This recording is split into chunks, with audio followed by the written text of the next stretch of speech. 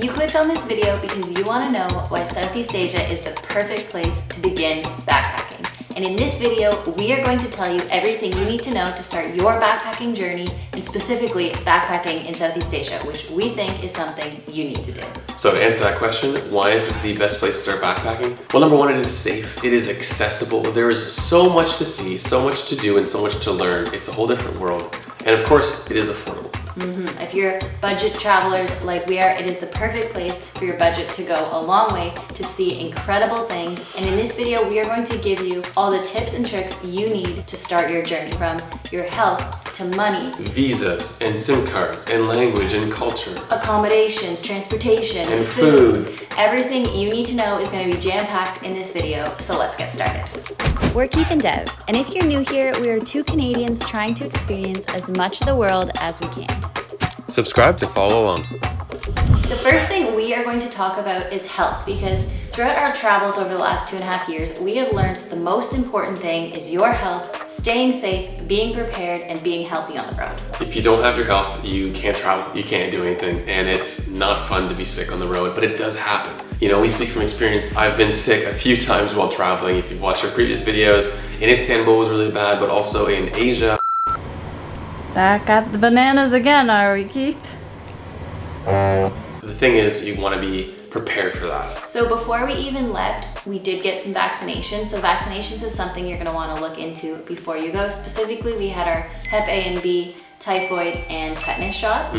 So that's something to look into. We also did bring malaria pills for a certain area of Southeast Asia we were in. Specifically southern Laos. So make sure ahead of time you look into malaria regions and places that it might be important to bring that medication. The other thing we wanted to mention in terms of health is make sure you have travel medical insurance. Travel medical insurance is sort of the first thing you do when you plan your trip. And we go with Safety Wing. Safety Wing is what we use. It is very affordable. Probably, it's one of the most affordable ones in the market. It's pay-as-you-go subscription. Yeah, it comes out to only a couple dollars a day, and it gives you that peace of mind that you are safe while you're traveling if something does happen. It covers you in 180 countries. We didn't plan on going to Laos, and we changed our route while we were traveling through Southeast Asia, and just decided to go, and of course we were covered for that country. Yeah, it's very flexible, so you don't need to put in all the countries you're going to ahead of time. It's covered for those 180 countries, and you're good to go, which was awesome for us because we got a lot of recommendations and ended up changing our route. Yeah, travel medical insurance is something that gives you peace of mind when you travel, and it's something that we highly recommend. We've used it before, it's saved us some money, and you can use our link if you want to learn more as well. Safety Wing is a very user-friendly platform, and it's really great, so we would recommend. So again, you do need travel medical insurance in order to be healthy and safe while you are traveling. I just want to quickly mention that we actually didn't cover every country in Southeast Asia. We did the mainland countries. So we did Thailand, Malaysia, Singapore, Cambodia, Laos, and Vietnam. We do want to go back and do Indonesia, more of Malaysia, and also the Philippines, but that'll be for another trip. So next up, we're going to talk about visas. As we are Canadian, we're going to specifically talk about our process as Canadians and getting visas. It might be different depending what country you are from. As a Canadian, you can get a visa on arrival for Thailand. So that means as soon as you get off the airplane in the airport, you get a visa as you arrive. Very easy. It's very easy. We thought it was a 30-day visa. It turned out to be a 45-day visa, which was amazing. Doesn't cost anything. You're good to go. For Laos, you can also do a visa on arrival. It does cost about $40 USD. You can do it ahead of time or on arrival. It was easier for us to just do it on arrival. Check the border that you're going to be going at. We were in southern Laos and there was no online possibility. We had to do it on arrival. Yeah, we had to. We also needed to have little pictures of us, little passport pictures about this big. So print those off and carry those around in case. Because you may need them. We had to use them twice while we were in Southeast Asia, so it was helpful. For Malaysia and Singapore, as Canadians, you do not need a visa. You can just arrive and you're given a stamp and you can be in the country for, I believe it's 90 days. Again, look into it. Cambodia and Vietnam, you both needed to get visas ahead of time. You had to apply for them before you went. It was an online process. So please make sure you do that. Do it at least 2 weeks in advance, because depending on what time of year it is or what events are going on, it can take them longer or shorter amounts of time to process your visa, and you will not be allowed in the country without a visa. Unfortunately for us too, I don't know if this always happens, but we were leaving from Singapore to go to Cambodia. We also needed proof that we were leaving Cambodia. So that might happen to you. We had a bus, we were able to cancel it if we needed to, but we actually took that bus. So sometimes you do need to book your trip out of the country, even if you don't know it yet, but you can cancel it right away after you get through security. Next, we're gonna move on to weather and time of year. Obviously, depending where you are in Southeast Asia, it may be a little bit different, but according to the internet, it says the best time of year to visit Southeast Asia is between November and February. We actually went from February until June, which was very hot. It was good though. But totally doable. Yeah. It was dry season, so we didn't have a lot of rain or anything. At times it was very hot, but we had so much fun and were able to make it work. It's funny because after June, around July to October is monsoon season, sort of in that region of the world. And so right before it, it's actually the hottest time of year. So April in Cambodia is the hottest time of year in Cambodia. And that was very hot. Still manageable, but very hot. About 40 degrees, 38 degrees, and very humid. So we recommend maybe going earlier in the wintertime. One other thing with the weather to keep in mind is in Southeast Asia, there's something called burning season, which we didn't know about until we arrived, and that can make the environment very polluted. Specifically in northern Thailand as well, in Chiang Mai, really bad pollution there. So look into when burning season is, because for example, for us, we were there right before burning season, which was great, but we very much had to kind of run away from it and avoid it, which ended up working out, but just something. That was March time frame. That was burning March, season. April, I think. Next, we are going to talk about money and currencies, because the currency does change, obviously, depending what country you are going to. The first thing I want to mention is make sure you have some emergency money with you at all time. We always carry USD because that seems to be the currency that is most easily converted around the world. Cash is king in Southeast Asia. Every country's got a different currency. You're gonna have to go to the ATMs and get money out. We don't like doing that kind of thing because we always get spooked that we're gonna lose our card, that we're gonna get double charged. But we had to do it. So we would go and we would take out a big lump sum because it is expensive. Specifically in Thailand, the ATM fees are very high, some of the highest in the world. That's unfortunate. So maybe get some money out before you go. When you're there, take out a good sum and then spread it in your stuff, keep it safe. But yeah, unfortunately you have to do ATMs. Yeah, you have to do them all the time, so our tip is always go to a bank that is open in case for some reason something goes wrong. But also, we do always say use your credit card whenever you can. Certain places will surprisingly take credit cards, and then certain places will surprisingly not take credit cards. It just kind of depends. Another big thing that's important is, as every country does have different currencies, we would say, especially with Cambodian money and the Lao Kip, is make sure you convert the money while you're still in the country. So if you have leftover Lao Kip, make sure you convert it to the next country you're going to ahead of time, because a lot of countries do not accept that form of money, and then you will either lose a lot of money or not even be able to exchange it. Yeah, we had a hard time getting rid of our Lao Kip in Thailand, and we lost money on that. The Cambodian riel is sort of used with the US dollar, so sometimes you can work with both and you'll get Cambodian riel change back when you give USD or vice versa. It's kind of confusing. So adding on to what Keith's saying is Cambodia is the only country in Southeast Asia that accepts US currency as one of their currencies. So they have two currencies, the Cambodian riel and the USD money. So it's practical to bring small change of USD for Cambodia as well. Every time we took out money while we were in Cambodia, we always took it out in USD. The ATM will give you the option. And that was because we didn't want to be left with a bunch of Cambodian riel at the end of our trip. Next, we're going to talk about SIM cards, because it actually is very easy to get a SIM card throughout Southeast Asia. But we actually used Holofly, which is an eSIM card. And what was really great about that is you could use the same eSIM card in any of the countries in Southeast Asia. So it's like an eSIM for the region, and so whether we're changing borders or we're getting off planes, we sort of always have data. We don't need to buy a new SIM card, which can be cheap and affordable, but it's definitely going to be a lot easier to land somewhere and be able to call a taxi. A Grab is the app they use there. We'll get to that later. Right off the bat when you get out of the airplane. Next, we're gonna move on to language and culture, because Southeast Asia has so much incredible culture, cuisine, activities. Every place you go to is so unique and different and beautiful, and we can't recommend it enough. English is pretty well spoken everywhere there. I think Laos perhaps the least English speaking country, just because smaller population, it's not as busy, but tourism is increasing there quite a bit. Thailand, very easy to speak English. They've been doing backpacking for a long time, so they're used to the tourists. Vietnam is picking up as well. There's more and more English, but it was not as English speaking as Thailand. Cambodia was pretty good as well. Honestly, everywhere in Southeast Asia, we never really ran into someone who couldn't speak English. In Malaysia, it's very interesting. There's a mix of cultures. There's Indian and Chinese and Malay, and they all live together, and it's beautiful. And they all speak English to each other, really. So English is the common language. It's same in Singapore. And one other tip that we have to do with languages is if you ever are in a situation where you're finding you can't find people to speak English, which honestly, we never really ran into that problem, but we do always have the language of the country we are in on Google Translate. Download it. Next, we are going to talk about accommodations, because one thing we learned about Southeast Asia is that depending what your vibe is, you can find the accommodations that fit that. Whether you're a solo backpacker who wants to find very affordable dorm rooms, you can find dorm rooms for $5 to $10 Canadian a night, or you can do a really expensive one that's like $20 a night. You can find a private room for $15 a night, or a luxurious private room for $100 a night. Or even in between, a sort of like really nice Airbnb for $60 a night Canadian.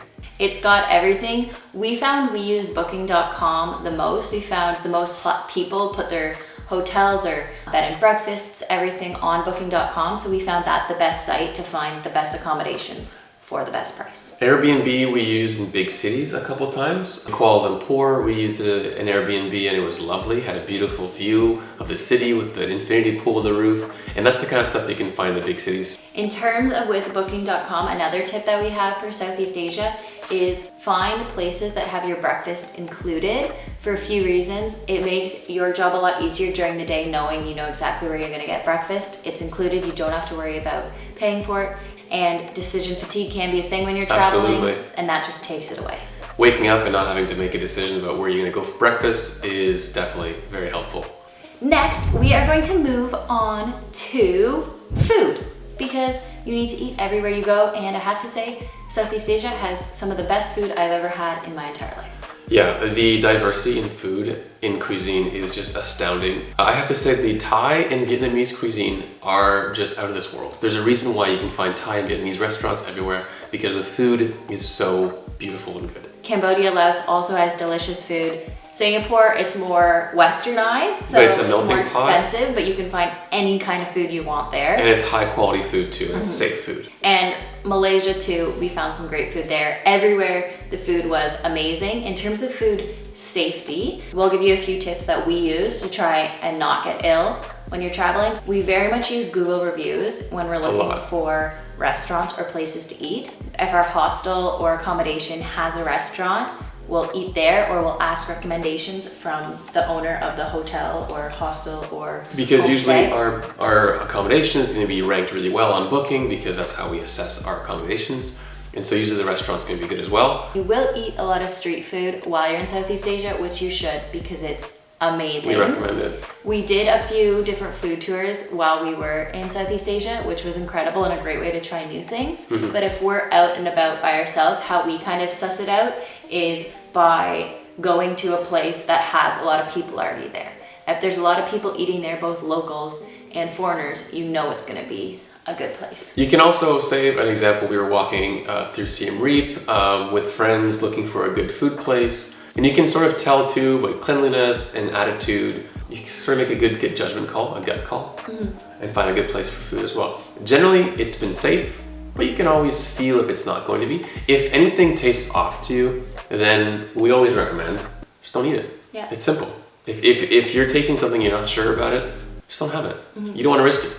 The food there is very, very affordable. We actually ate out a lot more than we cooked our own food, just because that was honestly the more affordable way to do it. It was hard to find grocery Yeah, stores. it was hard to find groceries or markets and places that had a kitchen. So we did eat out a lot, which honestly was great. It was great, but it did get tiring. The last thing I want to talk about in terms of food safety is the whole fresh food versus cooked food. We did, for the most part, eat only cooked vegetables and only fruits that had peels. If we were in very like touristy places, or like at a hostel that was, for example, we stayed in a hostel in Cambodia that was incredible. They made beautiful both Western and Cambodian cuisine, and everything there we felt very safe eating, including fresh products. The hostel that Devon's talking about is called Karma Traders. It's in Kampot, Cambodia, and it was fantastic. It was a little getaway. Felt like home, away from home. So depending the restaurant you go to, we did have smoothie bowls. We always ask too if they use filter water to rinse or wash or while they're cooking as well. You do what you think is best for you in terms of food safety, and if you are someone who has an iron gut, who can eat whatever you want, go for it, do it. Cool. The food for the most part is safe in Southeast Asia. Yeah. Being gluten-free, I did find it actually fairly easy to be gluten-free in Southeast Asia. There's a lot of rice dishes, a lot of pad thai, luckily, is made with the rice noodles, and I had pad thai literally every day we were in Thailand and never got sick of it.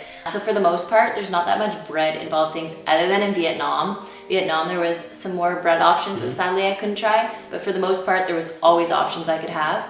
And we would also look up the word for gluten in the language to make sure we did say it to the restaurant ahead of time if there were things we weren't sure about. The next category is sort of what we recommend packing. Now, if you're interested in our 35-liter carry-on only backpacks that we carry everywhere around the world, that sort of has clothes for almost every weather condition, check out our packing video. We go through everything thoroughly. But generally, for Southeast Asia, you're gonna wanna pack sort of lightweight clothes, stuff that breathes. So we, like Keith mentioned, we packed for all weather conditions, so we did have some warmer clothes, but honestly, just a lightweight sweater. Do bring a few pair of pants for a few reasons. Temples in different countries, you want to be wearing, like, your shoulders need to be covered as well as your legs need to be covered. And then also air conditioning. They are very good at air conditioning in Southeast Asia, and some trains or buses can be very cold at night. Yeah, the bus is definitely, like, that reminds me, like, it was like 18 degrees in the Vietnamese bus and outside it was 38. Yeah, so you do still want a few items that are a bit warmer for air conditioning purposes or for like cultural reasons. But other than that, it is very warm, so you don't need a ton of clothing. Now, if you've watched our packing video, you know that I personally only bring 2 pairs of shoes, Devon brings 3, 1 pair of running shoes, and the other thing, backstrap sandals, which you can wear when it's raining, when it's hot, walking through the city. Very practical. I think we lived in our sandals. Backstrap sandals. While we were in Southeast Asia. We both have Tivas. We'll also link them below. We have our packing list if you want to check that out for everything we bring. Next, we're going to go on to route ideas. So where you should go in Southeast Asia or what your plan is. The first thing I want to say is it depends how much time you have. If you are coming from far, we would recommend 2 weeks minimum, just because whether you're coming from Australia or you're coming from Canada or even Europe, no matter what, it's still a bit of a trek. And so you want to make sure you're over that jet lag and you have time to enjoy the place you're in. So the other thing is talking to people as you travel in hostels and accommodations and getting some recommendations. They're always going to have some advice and maybe some interesting places that you've never heard of. One place that we didn't know about at all and we're so happy we went to was Khao Suk in Thailand. It's a national park and it was beautiful. Amazing. Another country, like I mentioned before, Laos, we weren't going to go. We decided to go because we heard so many great things. We went, it was phenomenal. We loved the country as a whole, yeah. Listening to recommendations and sometimes traveling with other people can be really nice, but obviously do what you want to do. Don't get sucked into what other people are doing too if much. That's not what you want to do. And so that goes on to being flexible. If you're going to Southeast Asia, we would recommend doing a month or 2 so you have the time to be flexible. There's a lot to see as well. Obviously, some people don't have that time that they can take off work or be away for that long. So if that's the case, do your research ahead of time in terms of where you want to go, and you will still have an incredible, amazing trip. We'll quickly go over where we went. We started in Thailand and then by land went down to Malaysia. We made our way down to Singapore. From there we went to Cambodia, and then we did another land border crossing into Laos.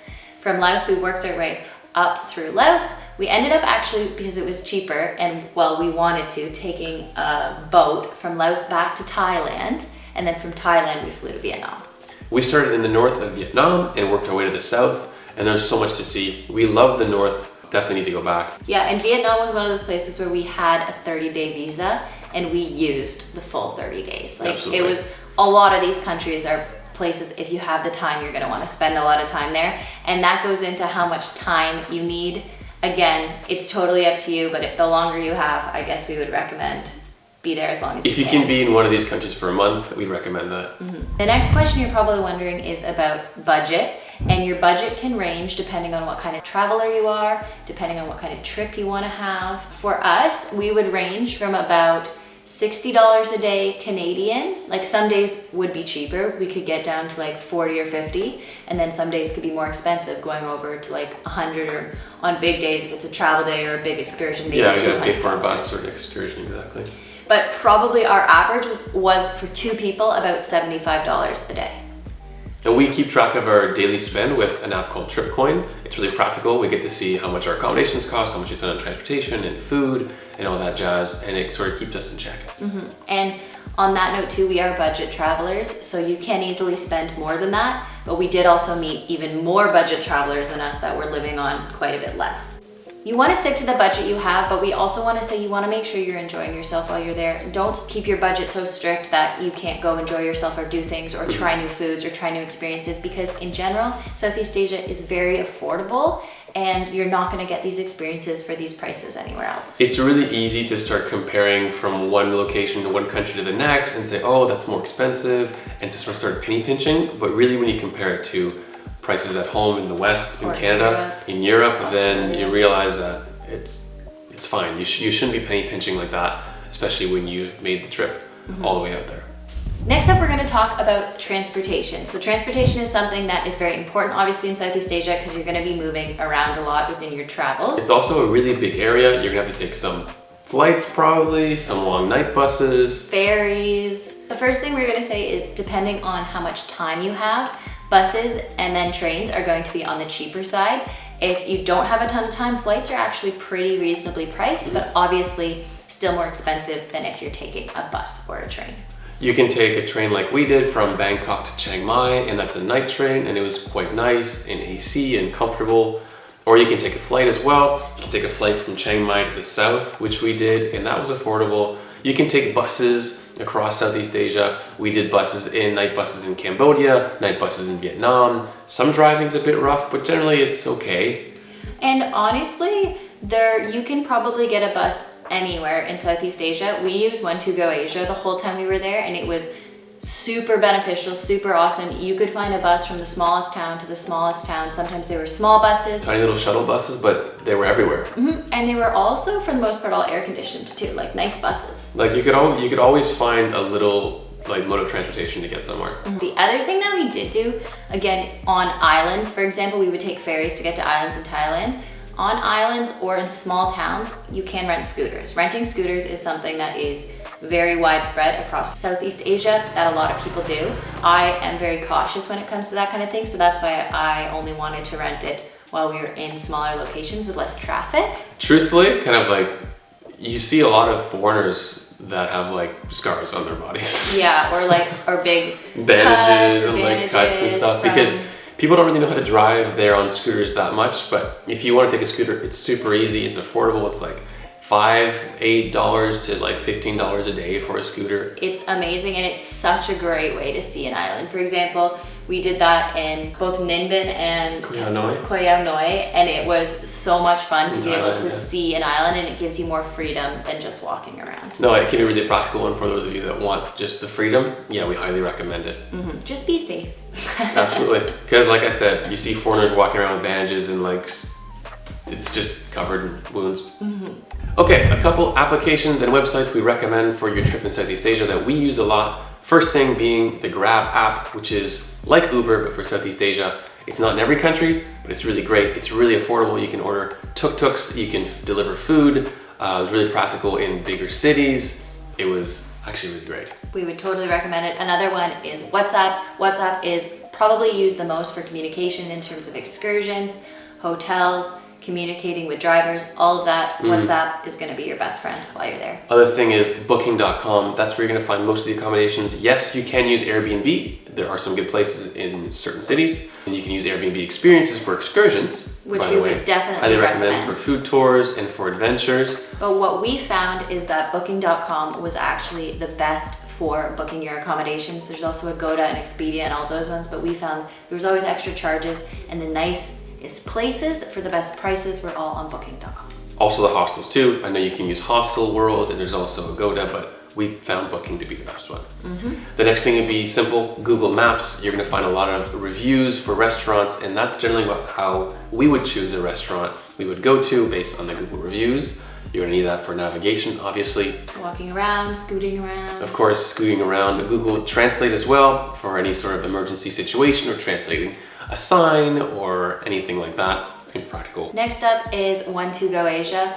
We have mentioned it many times before in this video and in other videos, but it was super practical in terms of booking ferries, trains, boats, buses, everything. It's the best app. We have the link below if you need it. So those are kind of our big apps that we used and would recommend while in Southeast Asia. We're next gonna just go over some really quick fire tips that we have not maybe mentioned yet in the video that we think will help you on your trip. We are carry-on only travelers. You can watch our packing video, I mentioned this before, which means we only travel with 35-liter bags. They're pretty small, they're condensed, but it saves money. We don't check in luggage.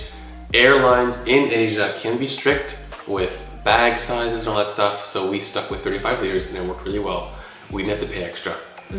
Another tip on that note is if you are worried about it, try and check in online, and then you don't even need to go up to the desk. You can just go straight to your gate, and once you have your backpack on your back, you'll get in no problem. At least with the backpacks we have. Yeah, again, check out our video if you're interested in seeing what we actually pack for all weather conditions. Another side note is they can be kind of aggressive with your bag on buses and stuff, or at least things can be piled up or tossed around. Just take your valuables out, our laptops and our things like that, our camera we have with us, put them in a little grocery bag, reusable grocery bag. Or a day bag. Bring that with you on the bus and you'll be fine. And then your bag's underneath. So going off that note, kind of in the gear range, we do recommend having a day bag with you for your day excursions, because whether you're taking your little scooter and going to the beach or walking around, you're gonna wanna have a reusable water bottle, another thing to bring. Absolutely. And then the bag, you can put like a towel or snacks or sunglasses, that kind of stuff in your bag. You're gonna want to get reusable water bottles and refill them at hostels when they have water coolers, but generally you're gonna be drinking out of bottled water, plastic bottles, unfortunately, because of water there in Southeast Asia. So what we like to do is at local grocery stores or markets is we buy the biggest like 5-liter jugs and then refill our water bottles, so at least it's a bit less wasteful. Another thing I'll recommend is Tupperwares or reusable Tupperwares are great. We use those to pack our lunches. Say morning breakfast buffet, pack in a Tupperware secretly and then have a free lunch, saves money. It's pretty good. But it's also practical for when you're gonna go on an adventure, you know, pack some pad thai, some fried rice for the day. Just don't let it sit in the Tupperware too long because it will go bad and make you sick. Speaking from experience. It's also great to have Tupperware if you do have a kitchen. At one point we got a kitchen in Kuala Lumpur, which was such a nice change for us because we hadn't cooked in a while, and we used our Tupperwares because we had leftovers and just stuck those in the fridge. So that was also really helpful. Another thing you're gonna wanna bring is sunscreen, because sunscreen is more expensive in Southeast Asia. We'll reiterate that backstrap sandals are also really crucial for Southeast Asia, for hiking and rain and all weather conditions. Another thing too we did not mention in transportation is that it can be kind of windy and a bit nauseating. Especially for me, if you get motion sickness, we always bring something called Gravol with us, which I learned from traveling that it's a Canadian thing, but it's a motion sickness medication. We always have 2 versions. We have non-drowsy, which is ginger Gravol. I take during the day if we're traveling. If we are traveling at night, low-key little tip, take Gravol that is drowsy and you just pass right out. You wake up, you're there, and you had some good sleep and it wasn't nauseating. Speaking of medication and pharmaceuticals, we do have a packing list where we list all the medication and pharmaceuticals we do bring on our trips. Things like antibiotics, Imodium, sort of like Tylenol, cold and sinus, painkillers, stuff like that. Those are gonna be practical and it's good to have in case you are sick. And it's all linked below. Another quick tip is if you are like us and decide to go during the hotter time of the year, one thing that might be beneficial is staying in accommodations with air conditioning. So a lot of accommodations will just provide you with a fan. Early on our trip, we stayed in some really cool accommodations that were like that, and it was totally fine because the temperature, but as the temperature rise, coming back to an accommodation with air conditioning makes a big difference. So nice. And honestly, we set our air conditioning to 26, 27, 28 degrees, and that felt cool, and it was very nice. I highly recommend that. Another thing we'd like to recommend too is a portable battery. If you're on a bus, a long travel journey, or somewhere on the beach somewhere, charging your phone is really practical. It's sort of a very simple thing to bring, and it can save you too as well. Especially if you're scooting around, your phone dies, and you don't have Google Maps anymore, you're kind of in a pickle. The heat sort of drains your battery faster, a lot quicker, so it helps. So those are kind of our tips and tricks. The last thing I want to say is if you have any questions for us, please comment them below, or feel free to send us a message on a DM on Instagram as well. We're also over there. We are so happy to answer any questions and help you plan your trip. We are so happy with how accessible the world is becoming, and we want to make travel accessible to everybody and help people step out of their comfort zones to see other parts of the world. Southeast Asia is one of those really special places that is really worth exploring, and you can learn a lot from the people that are there and the cultures and the cuisine, and it's just a beautiful place, and it's really easy. Also the topography. We haven't mentioned that yet in this video, but the topography is unbelievable. It is so beautiful. It's just so varied. It's just a beautiful place, and people are super kind too. We really think Southeast Asia is the best place to start backpacking. It is accessible, it is beautiful. It is safe, there's so much to do, so much to see, so much to learn. And it's affordable, of course. The cuisine is incredible. So we hope you learned something from this video, and maybe it helped convince you as to why you need to backpack Southeast Asia. We hope you enjoyed this video, and thank you very much for watching. We'll see you in the next one.